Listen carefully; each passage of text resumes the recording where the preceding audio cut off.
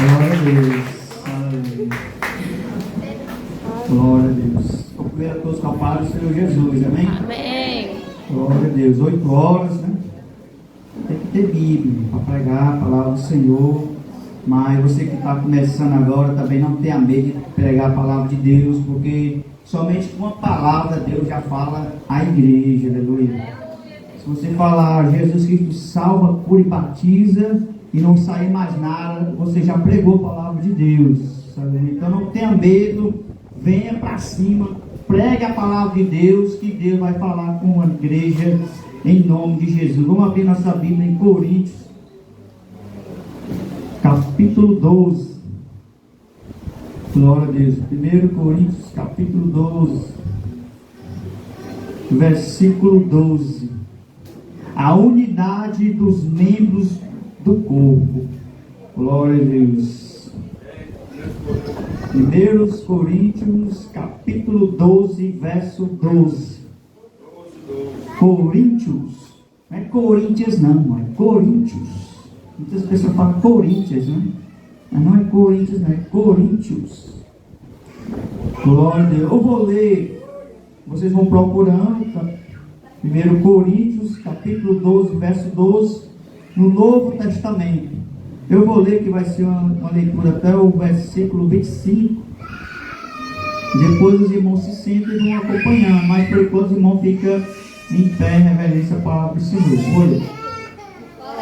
Porque assim como o corpo é um e tem muitos membros, e todos os membros, sendo muitos, são um só corpo, assim Cristo também. Pois todos nós somos batizados em um Espírito, formando um corpo, quer judeus, quer grego, quer servo, quer livres, e todos temos bebido de um Espírito. Versículo 14. Porque também o corpo não é um só membro, mas muitos. Se o pé disser, por que não sou mão? Não sou do corpo? Não será por isso do corpo? E se a orelha disser, por que não sou olho? Não sou do corpo? Não será por isso do corpo? Se todo o corpo fosse olho, onde estaria o ouvido? Se todo fosse ouvido, onde estaria o olfato? Mas agora Deus colocou os membros no corpo, cada um deles como quis. E se todos fossem um só membro, onde estaria o corpo? Agora, pois, há muitos membros, mas um corpo. E o olho não pode dizer à mão, não tenho necessidade de ti, nem ainda a cabeça aos pés, não tenho necessidade de vós. Antes, os membros do corpo, que parecem ser os mais fracos, são necessários. E os que reputamos serem menos honrosos no corpo, a estes honramos muito mais. E aos que em nós são menos decorosos, damos muito mais honra. Porque os que em nós são mais honestos, não têm necessidade disso. Mas Deus assim formou o corpo, dando muito mais honra aos que tinham falta dela. Versículo 25, para encerrar. Para que não haja divisão no corpo, mas antes tenham os membros igual cuidado uns dos outros. Por isso, sentar e glorificar o Senhor e pedir para Deus falar conosco em nome de Jesus. Aleluia.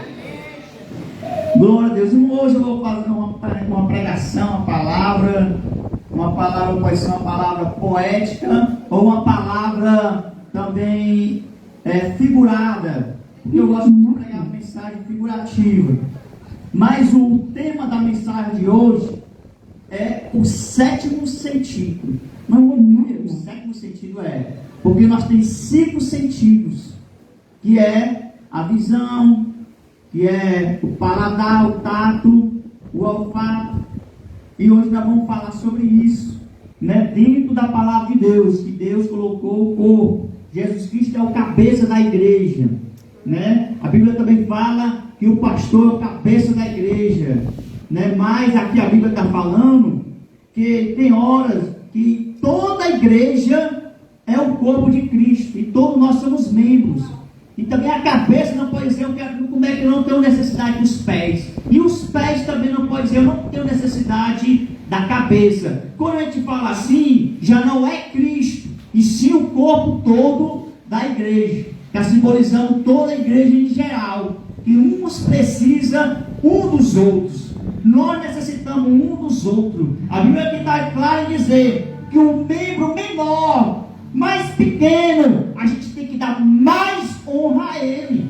Antigamente, irmão, tinha os ungidos do Senhor. Tinha aqueles ungidos que só tinha um no meio da nação, a qual Deus colocava o óleo. Mas hoje não é diferente. A Bíblia diz, ai daqueles que tocar em um dos pequeninos do Senhor, porque todos nós somos ungidos de Deus, todos nós somos uma menina dos olhos do Senhor, todos nós, irmão, ai daquele, irmão, que perdeu uma alma. Nós não podemos, nós temos a responsabilidade, a igreja tem a responsabilidade, não é só o pastor não, todos nós temos, irmão, a obrigação de ganhar almas para Jesus. Ninguém pode perder, nem sequer um membro. Todos os membros são importantes. Aquela irmã que saiu, aquele irmão que saiu da igreja, que está afastado, nós temos a responsabilidade de procurar aquela ovelha perdida. E hoje nós vamos pregar aqui sobre os membros, sobre esses sentidos que Deus deu. Eu fiquei me perguntando, Senhor, tem um sentido da visão, do tato, do paladar. Aí eu fiquei me perguntando, Senhor, por que não é o sentido da voz? Por que não colocou o sentido da voz? Porque a voz é muito importante. E eu fiquei me perguntando, e até que eu achei uma resposta, né, que eu procurei e tal, e assim eu ouvi uma pessoa falar, que os sentidos é os receptores, recebe as informações. Já a voz já transmite, ela passa a informação, mas não recebe. Então, nós vemos que a voz começa nos genes. Vamos falar primeiro hoje, irmão, o sentido da visão. O sentido da visão, né, que a gente vê. A primeira coisa que Deus fez foi, e a principal coisa da visão é a luz. Para você ver, você tem que ter luz. A Bíblia fala que Deus deu luz aos cegos, a vista aos cegos. Primeira coisa que Deus fez foi, haja luz. Deus fez primeiro a luz. Mas as trevas para Deus, mesmo que a pessoa esteja escondida nas trevas, para Deus é como se a pessoa estivesse na claridade. Para Deus não tem divisão de luz e treva, porque Deus vê tudo. Então aqui, irmão, no sentido da visão, a principal regra de ver é ter luz. Deus diz, haja luz. Muitas pessoas dizem que, muitos teólogos, muitas pessoas de alta patente, falam que quando Deus diz, haja luz, a Bíblia fala que Deus fez a luz. Só que no quarto dia que Deus fez os astros, que Deus fez o sol e a lua. Então a luz não era o sol, e nem era a lua, nem era as estrelas. E muitos teólogos dizem que aquela luz do início era Jesus. Eu não concordo, porque quando Deus fez a terra, Deus já tinha feito o céu. Porque primeiramente Deus fez os céus e a terra. E o céu é luz, tudo é luz. Então Deus fez um dia e a noite. Deus fez a claridade. Mas nem tudo, irmão, que é luz pode ser o sol. Tem várias luzes. E isso, irmão, é um mistério de Deus comum. Nós não vamos discutir sobre a criação, porque a Bíblia, ela é um livro, irmão, de fé e não de explicações, porque senão Deus poderia dizer, olha, eu sou Deus, eu sou assim, eu fiz a terra desse jeito, detalhadamente. Não, Deus é a Bíblia é um livro de fé e nós temos que crer. Então Deus fez a luz, e a Bíblia diz que Deus viu que a luz era boa. Tudo que Deus fez, Deus viu que era bom. Deus fez separação entre as águas, Deus viu que era bom. Então Deus fez tudo isso e era muito bom. A distância que o homem consegue ver, né, pela ciência diz que o homem consegue ver 5 quilômetros de distância, 5 quilômetros. Aí a curvatura, ele não consegue mais ver. A águia, irmão, é um animal que tem a melhor visão. Ela consegue ver a sua presa a 3 quilômetros de distância. Você consegue ver um navio muito distante, a 5 quilômetros, porque ele é grande. Mas uma águia consegue ver um rato a 3 quilômetros de distância, a sua presa. A águia tem uma visão muito boa. Irmão, quando você começa a pensar que Deus, ele vê muitas coisas. Primeiramente, irmão, o homem vê algo limitado. Mas quando Adão foi criado, Adão, ele via tanto anjos como as coisas materiais. A visão do homem era ampla. Quando Deus criou o homem mesmo, o homem puro, a visão do homem era ampla. Ele via mais coisas, irmão. Ele via além, ele via as coisas espirituais. E hoje nós não conseguimos ver as coisas espirituais. Se a gente tem que buscar Deus, tem que se consagrar a Deus, tem que buscar muito a Deus, para que você consiga ver algo espiritual, ver as coisas de Deus espirituais. Então você tem que buscar. Ter o dom da visão é espiritual. E quando a pessoa busca muito, ela consegue ver coisas espirituais e passa para a igreja, e a igreja renovada, a igreja fica, pasmada, fica mais cheia do poder com as visões celestiais que Deus dá ao homem, vamos ver aqui, ó. O olho é protegido de 3 formas. Tem a sobrancelha, tem o cílio e as pálpebras. O que quer dizer que quando a Bíblia fala que a menina dos olhos da igreja é a menina dos olhos de Deus. Então o nosso Deus, ele protege de 3 formas. Eu posso pensar assim, que Deus protege a igreja, é o Pai, o Filho e o Espírito Santo que protege a igreja, que protege o olho. Eu quero te dizer uma coisa, irmão. Noé, irmão, quando Deus viu, porque Deus, ele vê tudo, ele vê o pecado. Você vê na época de Noé, o povo estava em pecado, estava todo mundo se corrompendo. E Deus viu, irmão. Deus olhou lá no céu e viu a corrupção do povo humano. E quando Deus ia destruir o povo, quando Deus ia acabar com todos os animais, com todos os répteis, por causa da corrupção do homem, Deus ia destruir tudo. Quando Deus fez assim para destruir, Deus também viu Noé. Deus viu Noé andando na sua simplicidade, buscando ao Senhor, com poucas forças, mas buscando a Deus. E Deus viu Noé, e Noé achou graças aos olhos de Deus. Tem pessoa que diz que Noé olhou para Deus, pensa que Noé zombou de Deus, irmão. Tem pregadores que dizem assim, quando Deus ia destruir a terra, aí Noé olhou para Deus e disse, para que eu sou santo. Não, irmão, não foi assim. Noé achou graças aos olhos de Deus, porque Deus olhou para Noé e Deus disse, eu vou ter misericórdia desse homem aqui, ó, porque ele está me buscando. Ele está devagarzinho, mas está me buscando. E a graça de Deus é imerecida. Noé não merecia, porque a graça de Deus é imerecida, mas Deus viu Noé buscando com suas poucas forças, e por causa desse homem aqui, eu vou salvar a humanidade. Por causa das pequenas forças dele, que está me buscando, que está me clamando, por causa dessa pequena força, eu vou ter graça, eu vou ter misericórdia desse povo. E por causa de Noé, Deus viu a simplicidade de Noé, e Deus salvou o mundo, porque Deus vê tudo. E aí, irmão, Deus salvou Noé, Deus salvou aquele mundo. Deus também viu Jonas lá nas profundezas do mar, lá dentro do ventre do peixe. Deus viu Jonas clamar, e Deus teve misericórdia de Jonas. Deus viu, meu, Sadraque, Mesaque e Abednego, que não se prostraram diante da imagem, que não se prostraram diante da Nabucodonosor, por amor a ele. E quando Nabucodonosor lançou eles na fornalha de fogo, Deus disse, olha, eu vi que eles me buscaram, eu vi que eles me clamaram, eu vi que eles não se prostraram diante do homem por amor a mim, e por amor a esse jovem, eu vou salvar ele da fornalha de fogo. E Deus salvou eles da fornalha de fogo. E todo mundo viu que aqueles homens ali eram realmente homens de Deus.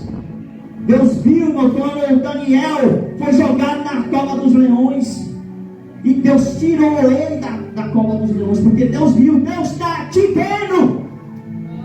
A tua prova, a luta que tu está passando, Deus está te vendo.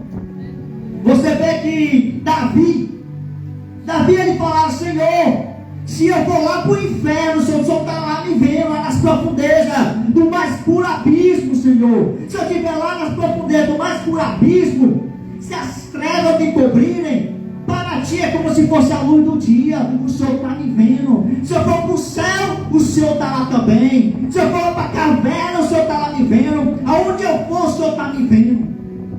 Não tem como se esconder de Deus.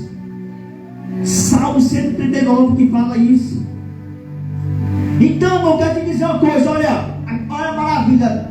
Moisés era um homem que andava muito com Deus, falava com Deus, ouvia a voz de Deus, Deus falava com ele, deu as tábuas, deu os mandamentos, deu tudo, Deus falou tanta coisa com Moisés. Era um homem que andava muito com Deus, sentia a presença de Deus, era cheio do poder de Deus. Mas teve um dia que Moisés teve a audácia de falar assim: Senhor, eu quero te ver. Moisés, se tu me ver, Moisés, tu vai morrer. Moisés, eu quero te ver, Senhor. Senhor, eu quero te ver, eu quero mais de ti, eu quero te ver. Aí Deus, olha, tu vai lá pro penhasco, tu não vai me ver, mas tu vai ver só as minhas costas. E Deus passou, irmão, naquele penhasco, e era tanto fogo, era tanto terremoto, era tanto trovão, e Moisés ali escondido, e Deus permitiu ver ele só pelas costas. E Moisés viu Deus pelas costas. Moisés quis ver Deus. Moisés queria ver o Senhor. E Deus permitiu ele ver só pelas costas. Noé desceu lá do monte com seu rosto resplandecente. Quando o povo olhava para Moisés caindo por terra, porque a glória era grande demais. Será que você tem esse desejo de querer ver o Senhor? Será que quando você vem para a igreja, você tem o desejo de ver o Senhor? De ver a Deus, de ver o Senhor? Clama ao Senhor, você pode sentir a presença de Deus. E Deus está aqui. Irmão, Deus vê tudo. Mas tem uma coisa que o homem vê que Deus não pode ver. Faço uma pergunta a você: o que é que o homem vê que Deus não pode ver? Porque Deus vê tudo. Deus vê as profundezas, Deus vê a altura, Deus vê tudo. E uma coisa que o homem vê, que Deus não pode ver. Faço essa pergunta para você, pense aí um pouquinho.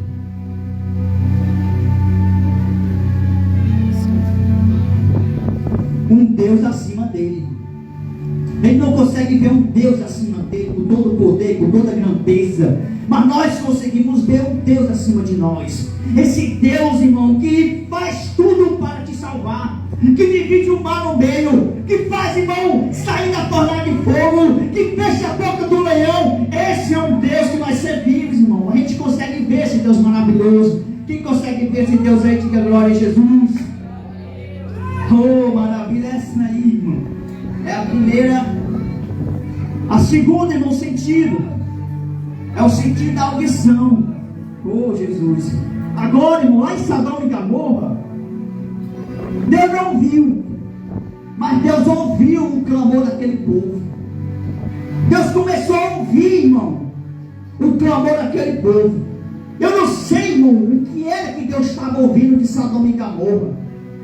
Eu não sei se ele estava ouvindo blasfêmias contra ele, eu não sei, irmão, mas Deus estava ouvindo o clamor daquele povo contra ele. O negócio estava feio ali, irmão, estava pesado. Foram 3 anjos, irmão, até Abraão, eu vou destruir Sodoma e Gomorra. Aí Abraão, mas Senhor, se tiver 50 justos lá, eu não vou destruir. Se tiver 40, não vou destruir.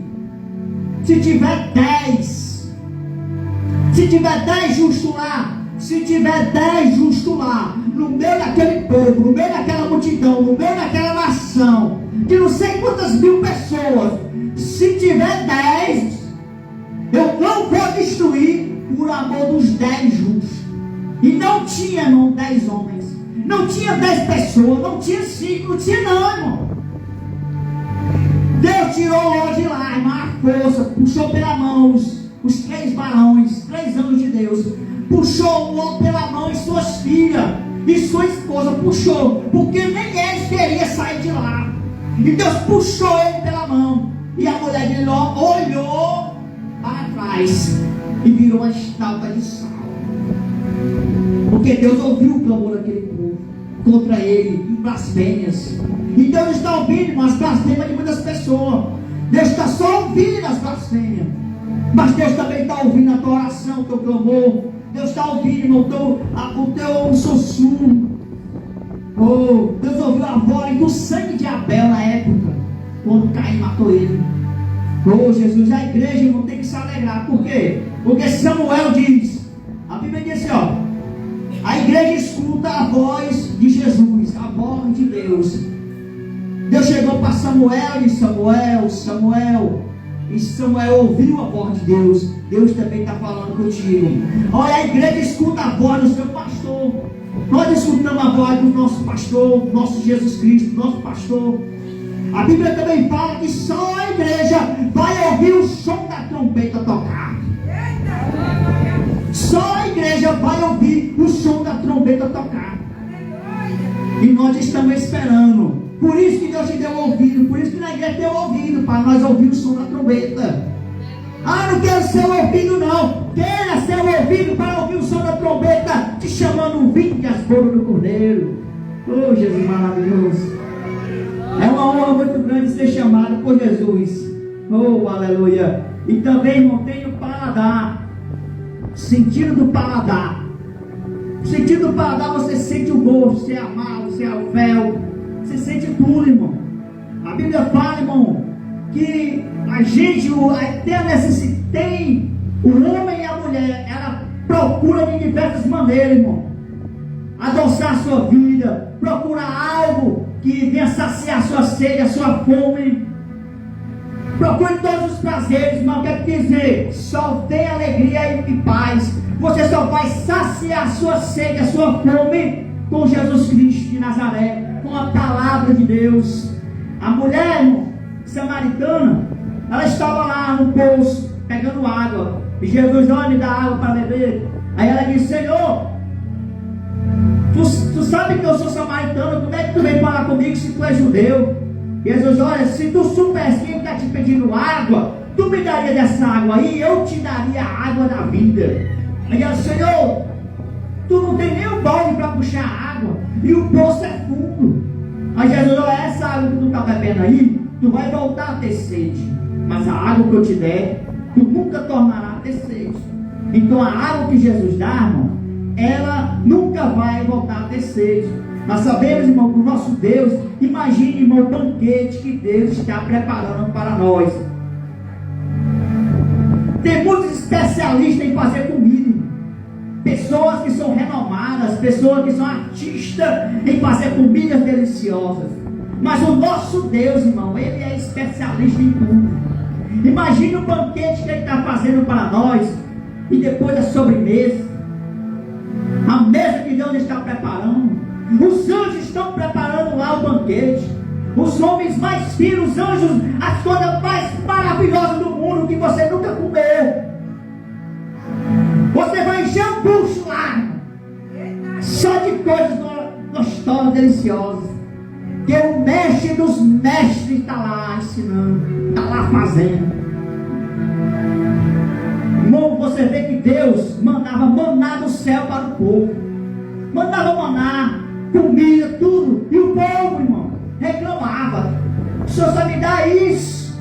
Não reclame do que Deus está te dando, tanto material como espiritual. Se você está comendo algo material, é só o ovo, é só o arroz, dê glória a Deus. É Deus que está te dando. O povo estava recebendo lá, irmão, o maná do céu, coisas deliciosas. E o povo, Senhor, só tem isso. Lá no Egito tinha alho. Lá no Egito tinha alho, tinha batata. O povo comendo pão, carne, queria comer alho, irmão, se lembrando de alho. Reclamando por Deus que estava comendo pão e carne, mas queria comer alho lá no Egito. Meu Jesus, tem coisa que a gente não entende, né? Só Jesus mesmo para entender o povo. Então, irmão, o nosso paladar ali recebe essas coisas. Quando a gente está comendo algo, irmão, que você vê que não é bom, não coma. A língua logo diz, ó, isso aqui está ruim, bota para fora. Do mesmo jeito é algo espiritual. Quando você vê, irmão, que as coisas estão erradas na palavra, você está comendo a palavra, permitindo casamentos, homem com mulher, não está na Bíblia, mas as pessoas estão querendo empurrar. Come, vai, aceita. Não aceite. Tem coisa, irmão, hoje tem os falsos profetas. Os falsos profetas estão pregando na igreja, estão pregando nas igrejas. E no YouTube, no celular, aí que tem pregações mesmo distorcidas. Você tem que saber com quem você está ouvindo a palavra de Deus. Se é realmente o homem de Deus que está pregando, se realmente está dentro da palavra de Deus. Se você tiver uma dúvida, pergunte ao seu pastor, para que você não fique embaraçada nessa terra, com palavras amargas, com palavras que é veneno espiritual. Veneno! A pessoa está comendo e depois está doente e muitas vezes morre, porque não pergunta ao seu pastor, o seu orientador espiritual. Pastor, está certo? Eu ouvi desse jeito, e eu não estou achando que é desse jeito agora. Aí o pastor vai lhe orientar, para que você não venha ficar enfermo espiritual, comendo comida que não é para comer.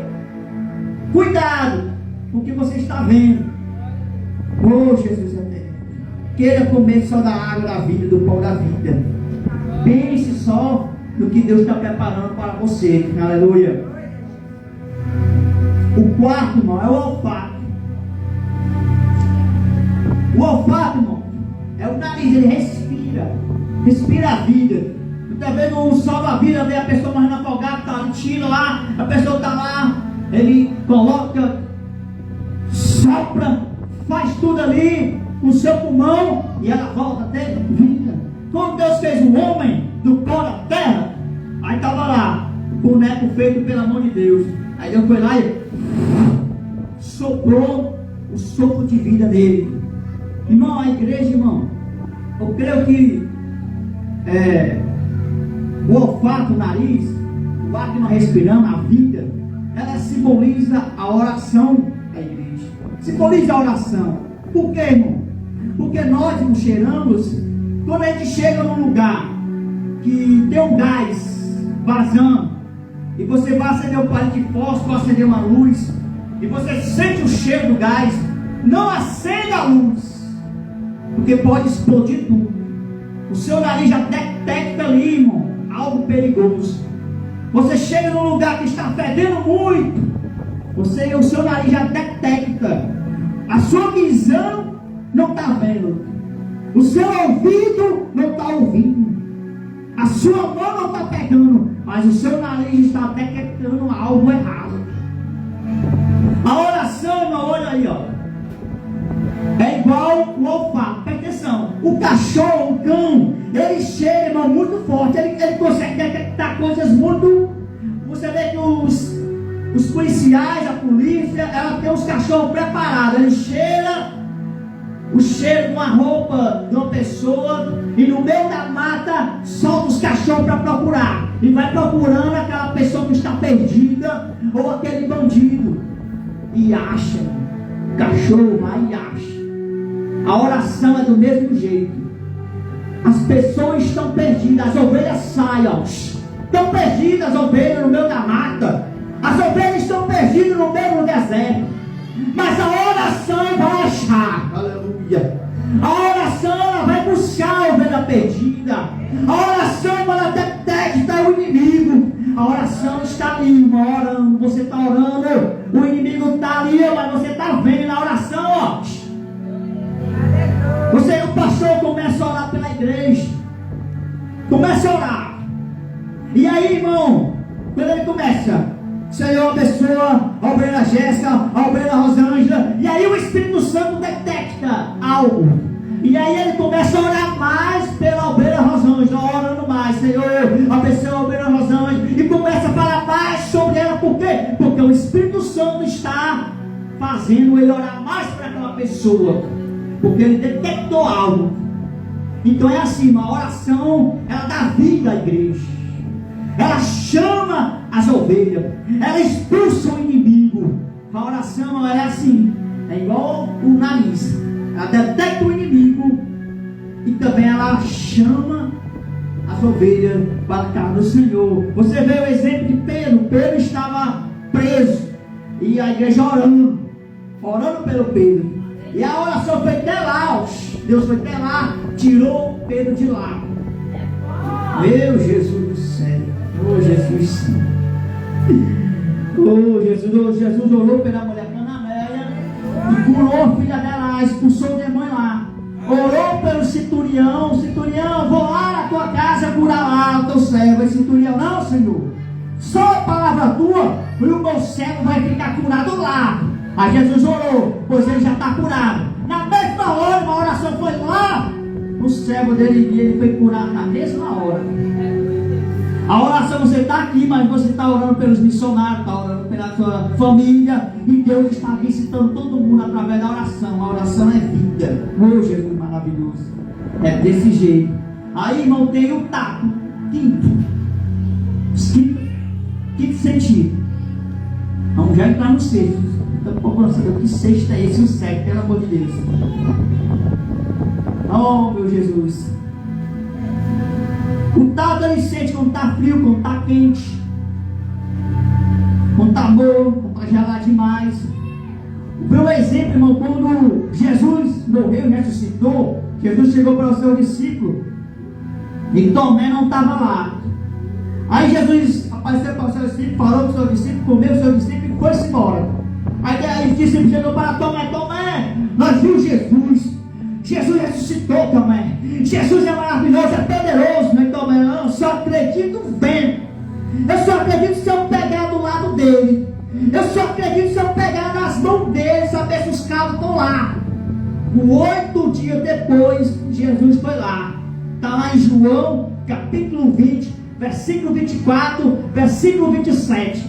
Jesus chegou para Tomé, chegou para o seu discípulo, a paz seja convosco. Aí foi logo para Tomé. Tomé, vem cá, Tomé. Jesus, vem pra cá, Tomé. Tomé, pega aqui do meu lado, aqui, ó. Olha aqui, essa lança não passou aqui. Aí Tomé pegou, acalcou. Vixe, Jesus. Olha aqui na minha mão, Tomé. Pega aqui na minha mão. Aí Tomé pegou, olhou bem direitinho. Aí Tomé se ajoelhou. Senhor meu, Deus meu. Aí Jesus olhou. Não, Tomé.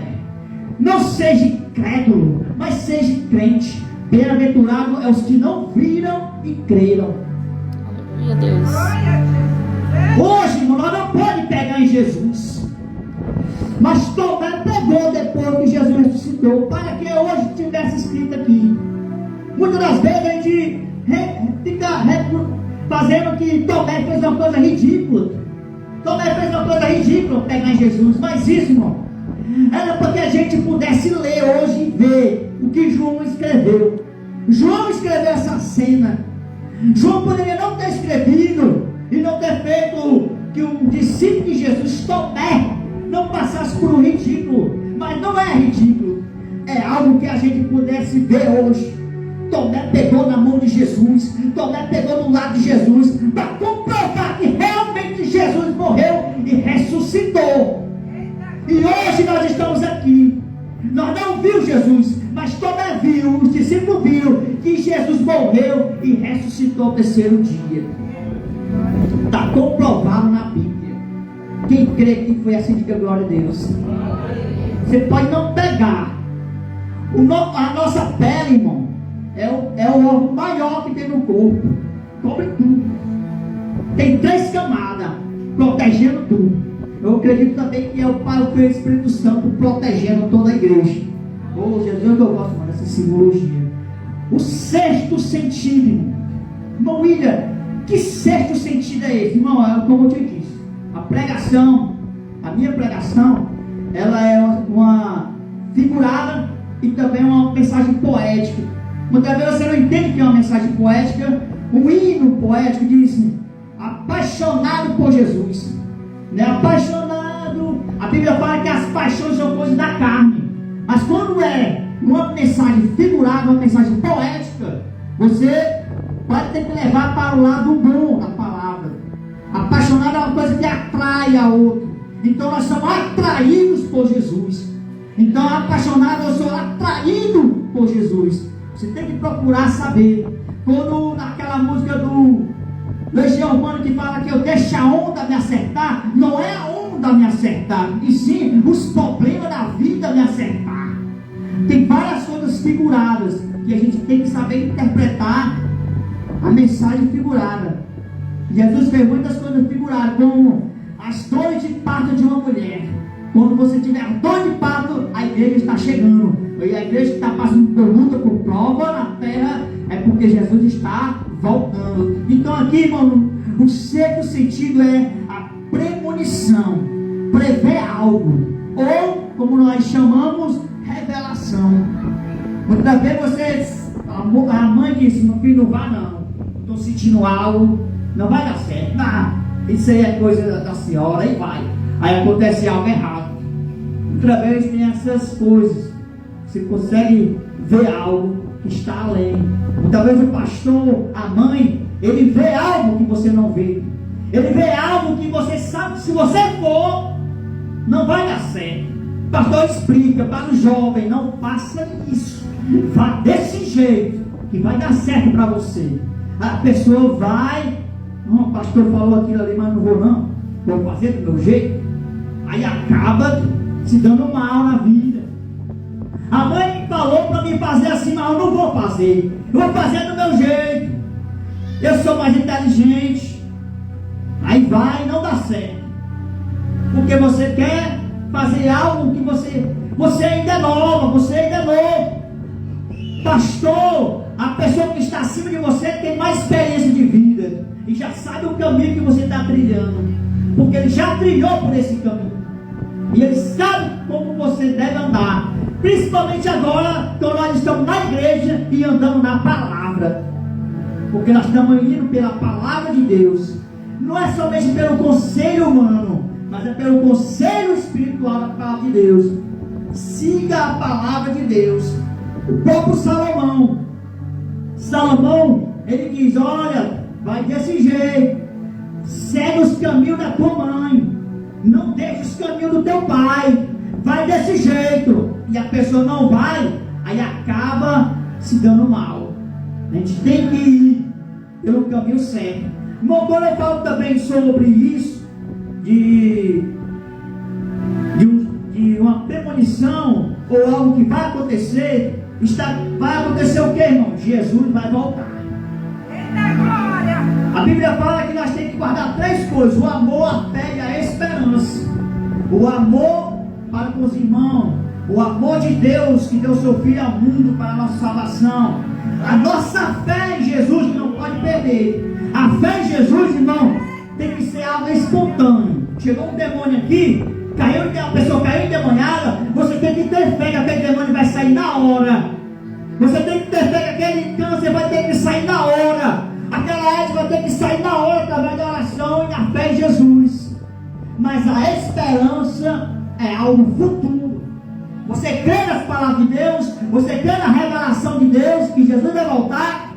Eu creio, irmão William. Então fique firme na fé, fique firme na palavra, com essa esperança de um dia morar no céu, que Jesus nos revelou. Aí agora, irmão, eu quero te dizer o sétimo sentido para encerrar já. Irmão William, que sétimo sentido é esse, irmão William? Para encerrar, irmão, eu vou dizer que o sétimo sentido é o sentido de viver. Amém? Sentido de viver. De viver o que, irmão? De viver para Deus. De viver uma vida para Deus. De viver uma vida feliz com Deus. De pessoas que não tem mais o sentido de viver. De pessoas que dizem: ah, irmão William, eu me decepcionei. E muitas pessoas estão se matando. A depressão hoje está, irmão, acabando com várias pessoas. Pastores se matando, mulheres de pastores se matando, filhos de pastores se matando, jovens se matando, jovens, irmão. Jovens que não viveram nada na sua vida ainda. 13 anos, 15 anos, 17 anos. Jovens que têm a vida toda pela frente, tudo para viver. Tem tanta coisa para fazer, tanta coisa ainda para ver, irmão, para se divertir. E a pessoa vai dentro do quarto trancado dizendo que não tem mais sentido de viver. A pessoa vai dentro do quarto trancado dizendo: ah, me decepcionei. Quem não se decepcionou? Todos nós se decepcionamos. Imagine Jesus, irmão. Jesus, quando veio nessa terra, Jesus se decepcionou. Jesus foi a pessoa mais decepcionada desse mundo, irmão. As pessoas que estavam do seu lado, tudo sumiram na hora que prenderam Jesus. Não foi só Pedro não, irmão. Não foi só Pedro que abandonou Jesus naquela hora, não. O discípulo tudo correu, se escondendo no meio do mato, tudo escorrendo no meio das pedras, fugindo para os montes. Porque não era só Jesus que estava sendo preso. Até o discípulo dele, irmão, ia entrar no chicote, ia entrar na pedra. Os discípulos correram com medo. Aí viram Pedro estava com ele lá, né? Estava nada. Como é que Pedro ia falar? Não, Pedro poderia entrar na pedra também. Estava nada, nem conhece esse daí. Mas não foi só com Pedro, foi com todos os discípulos que abandonaram Jesus. Jesus tinha todos os motivos para dizer: eu não vou morrer nessa cruz, não. Pilatos disse para Jesus: eu tenho toda a autoridade para te tirar daí. Aí Jesus: olha, nem o poder era dado a você se não fosse dado pelo meu Pai. Mas o meu reino não é desse mundo. Por acaso o Senhor sabe que se eu quisesse agora mesmo, eu poderia rogar ao Pai umas 12 legiões de anjos e me livrar daqui? Mas ficou calado, como ovelha muda. Jesus poderia, irmão, ter desistido. Satanás estava todo para Jesus desistir de você. E Jesus não desistiu de você, não desistiu de mim, não desistiu de nós. Por quê, irmão? Porque Jesus morreu por nós. Porque Jesus, irmão, Ele quis dar um motivo para nós viver. Se você não tem motivo para viver, viva para Cristo. Viva para Cristo. Você não vai se decepcionar. Senhor, eu vou te dar a minha vida só para ti. Vou me dedicar a ti, vou me derramar diante de ti. Você não vai se arrepender. Dê tudo para Jesus. A Bíblia fala que você vai receber aqui, irmão, 100 vezes mais. E na vida vindoura, irmão, a vida eterna. Olha aí, ó. Você dá para Jesus, Ele te dá 100 vezes mais aqui. E na vida vindoura, a vida eterna. Você quer mais o quê? Agora, se nós não se dá para Deus, o que Deus pode fazer? Moisés se doou para Deus. Não tem lá, irmão, a estátua de Moisés lá para todo mundo ver lá, a pirâmide de Moisés. Mas também não tem um corpo de Moisés em canto nenhum. Moisés levou o corpo de Moisés ressuscitou. Eita, irmão, dê a sua vida para Jesus, e o mais Ele fará nas nossas vidas. Aleluia. Tem um sentido de viver, viva para Cristo. Aleluia. Agradeço a oportunidade, pastor, a oportunidade de Jesus.